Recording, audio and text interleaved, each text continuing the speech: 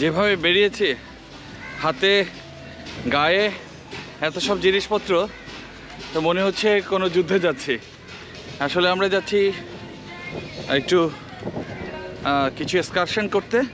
তার মধ্যে হচ্ছে শার্ক বে, ডলফিন দেখা, একটা স্যান্ড ব্যাংকে নামিয়ে কিছু ছবি টবি তোলা, একটু ঘুরে আসে আর কি। মাফুসির এই অ্যাক্টিভিটিগুলো, এই ধরনের আয়োজনগুলো সবাই পছন্দ করে থাকেন। এগুলোই এখানকার প্রধান আকর্ষণ। আমরা সেদিকেই যাচ্ছি। মাফুসি আইল্যান্ড এতটাই ছোট যে পুরো দ্বীপের এই মাথা থেকে ও মাথার আয়তন 1 কিলোমিটারের চাইতে সামান্য বেশি। বিশ্বাস করবেন কিনা জানি না, মাত্র 5,000 মানুষের বসবাস এই দ্বীপে। আমাদের হোটেল থেকে 5 মিনিটের দূরত্বে এই ফেরিঘাট। এখান থেকে মাঝ সাগরের উদ্দেশ্যে ছেড়ে যাবে আমাদের স্পিড বোট।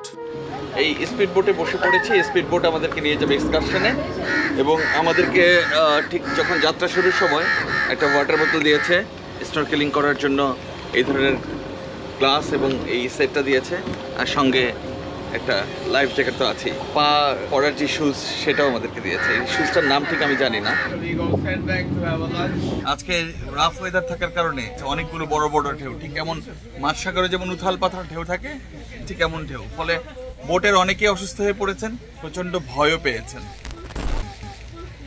শার্ক পয়েন্টে আমরা এসেছি। এখানে সবুজ নীল পানির একটা মিশ্রণ। বোটের পেছন দিয়ে শার্ককে ফিট করানো হচ্ছে। এই ফিট করানো হওয়ার পরে শার্কগুলো তাদের খাবারের গন্ধ পেয়ে কাছাকাছি চলে আসে এবং ঘুরতে থাকে। ঠিক সেই সময়ই এখানকার ক্রুরা একজন একজন করে নামিয়ে নেয় আর শার্কের সঙ্গে কিছু ছবি তুলে দেয়। শার্কের সঙ্গে 30 মিনিট কাটিয়ে পরের গন্তব্য একটি পাবলিক আইল্যান্ড। সেখানেও নিশ্চয়ই দারুণ কিছু অপেক্ষা করছে আমাদের জন্য। জানিয়ে রাখি, আমাদের এই সমুদ্র ভ্রমণে রাশিয়া, সার্বিয়া, ইন্ডিয়া ও আলজেরিয়া সহ কয়েকটি দেশের নাগরিক আছে।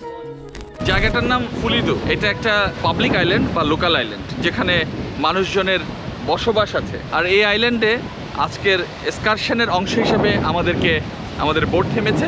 কিছুটা সময় আমরা এখানে ঘোরাঘুরি করব। আর এই ঘোরাঘুরির মধ্যে যে মজার বিষয়টি দেখতে পেলাম, সেটা হচ্ছে আইল্যান্ডের বিচের একদম কোল ঘেঁষেই শার্ক এবং পাতার মতো বড় গোল গোল একটা মাছ আছে, সেই মাছটা ঘোরাঘুরি করে। এখানে অনেকগুলো বোট এসে থেমেছে, তারা নিশ্চয়ই এগুলো দেখে আনন্দ পাচ্ছে। সেজন্যই সম্ভবত সবাই এখানে এসে খানিকটা সময় কাটায়।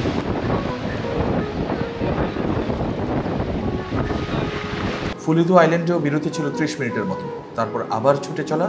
এবার আমরা গিয়ে থামবো একটি স্যান্ড ব্যাংকে। আগে নাম শুনলেও এবারই প্রথম এমন বালির দ্বীপে যাওয়ার অভিজ্ঞতা হচ্ছে। এটা একটা দারুণ জায়গা, এটাকে স্যান্ড ব্যাংক বলে। ঘুরতে ঘুরতে এখানে আমাদের স্পিড বোট আমাদেরকে নিয়ে এলো। এখানে সবাই সারিবদ্ধভাবে সাগরের পাড়ে টাওয়েল বিছিয়ে শুয়ে থাকে। আর সেই সাগরটা যদি হয় মালদ্বীপের এই নীল জলের সাগর, তাহলে কেমন হবে ব্যাপারটা তো নিশ্চয়ই বুঝতে পারছে। জায়গাটা আসলে ভালো লাগার মতো। ছোট্ট সুন্দর একটা স্যান্ড ব্যাংক। এটা একটা ছোট আইল্যান্ড, যেখানে কোনো বসতি নেই, খুবই ছোট। এই পাশ থেকে ওই পাশে হেঁটে যেতে হয়তো 1 মিনিটে শেষ করে ফেলা যাবে। দুপুরের লাঞ্চ এখানে প্রোভাইড করা হয়।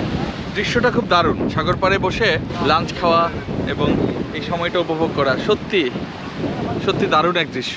এখানে তারা আবার একটা ড্রোন শট প্রোভাইড করে। কেউ যদি ড্রোন শট নিতে চায় তাহলে $10 কিংবা $15 বিনিময়ে ড্রোন শট নেওয়া যায়।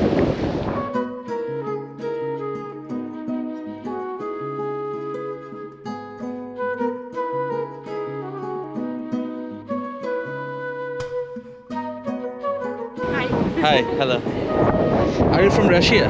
No, I'm from Serbia. Serbia? But language is similar.